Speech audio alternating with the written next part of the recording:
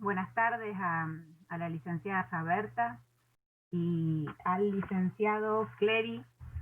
Gracias por esta reunión informativa. Tengo dos preguntas puntuales. Una respecto al artículo 4, en donde se habla de que el Fondo de Garantía de Sustentabilidad va a asistir financieramente por este contexto de pandemia para las cuestiones previsionales.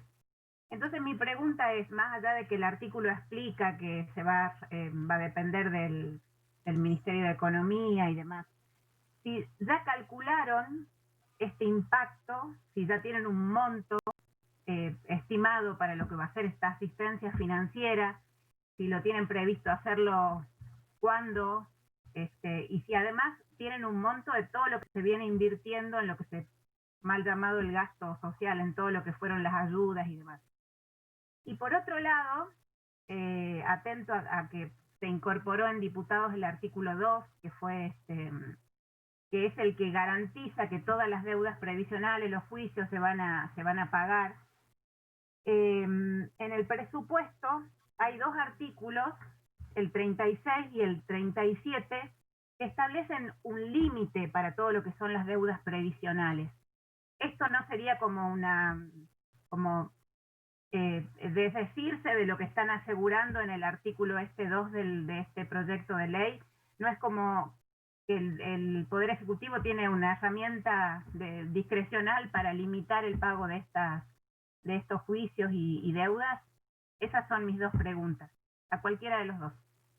Bien, yo arranco yo y después toma Lisandro. Lo primero es decir que obviamente todos y todas sabemos, un poquito más de 2 millones de trabajadores y trabajadoras asistidas por la asistencia al trabajo y la producción, por el ATP, casi 9 millones de argentinos y argentinas que no tenían ingreso, trabajadoras de casas particulares, monotributo social A y B, trabajadores de la economía informal, titulares de la asignación universal, todo ese universo de argentinos y argentinas que fueron asistidos por parte del Estado en un momento donde el gobierno nacional tomó la decisión de cuidar a todos y a todas en materia de salud, pero también cuidar y proteger en materia de ingresos. Todo eso hizo que la inversión justamente en el cuidado en los ingresos y en las economías familiares fuera enorme. Yo quiero aclararles que cuando nosotros decimos que el FGS va a resolver para lo que fue creado, que es ese déficit transitorio absolutamente excepcional que tiene que ver con una pandemia y que se hace a partir de esta ley, tiene que ver con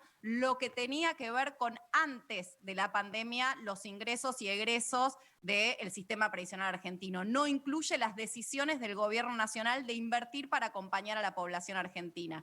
Esto es muy importante que se entienda porque si no, pareciera que se va a usar el dinero del FGS y los fondos de los jubilados y jubiladas del sistema previsional argentino, esa garantía que les corresponde a todos y a todas, para generar, digamos, para cubrir, digamos, una inversión que se hizo para acompañar a la población en general. Insisto, casi 9 millones de argentinos, 500.000 trabajadores de la salud con el bono de 5.000 pesos, casi 9 millones de ingreso familiar por emergencia, 15.000 trabajadores de la cultura y trabajadoras de la cultura, ahora casi 30.000 nuevamente con el bono de la cultura para acompañar a los artistas. Digamos, todo ese universo no incluye el cálculo de cuánto tuvimos que este año poner, digamos, sobre la mesa en función de sostener lo que se generó a partir de la pandemia. Cuando decimos el déficit transitorio excepcional a partir de la pandemia, hablamos de lo que tuvo que ver puntualmente con lo que se dejó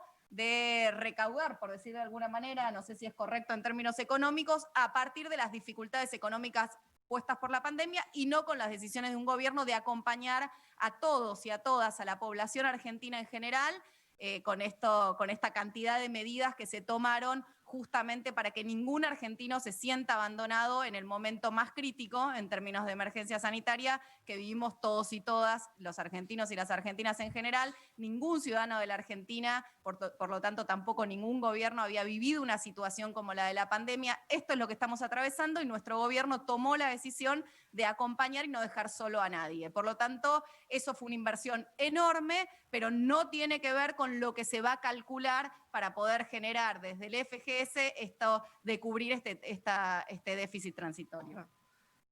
Ahí además también agregar que no terminó el año, con lo cual estamos analizando y este número se va a determinar a fin de año cuando veamos todo lo que fue la recaudación del año. Además hay que hacer un trabajo bastante complicado de determinar qué de estos impuestos que se ceden a ANSES fueron afectados por COVID y que no, que fueron por otras decisiones. ¿Sí? Como bien ya la ley excluye lo que son las cargas, o sea, cargas sociales no están contempladas, solo habla de las sesiones de los impuestos que tiene hoy el SIPA. Otro de los temas también es que el FGS solo cubre el SIPA, no cubre AUH y demás. Estamos hablando de la caída de la recaudación del SIPA. Eso lo vamos a determinar a fin de año. Eso vamos a determinar a fin de año y bueno, es un trabajo que hay que llevarlo bien detallado y es complejo.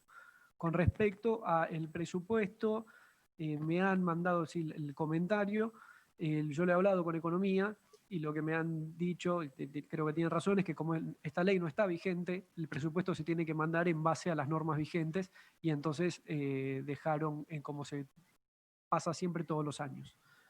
Como se manda todo, como se contemplan todos los años los juicios, no es solo exclusivo por reparación histórica, sino que están incluidos todos. Si ya le está ley, automáticamente la reparación histórica se va a financiar de otra forma. Pero es por eso que quedó ahí. Si está esta ley vigente, el presupuesto no tendría la aclaración o no sería necesario aclarar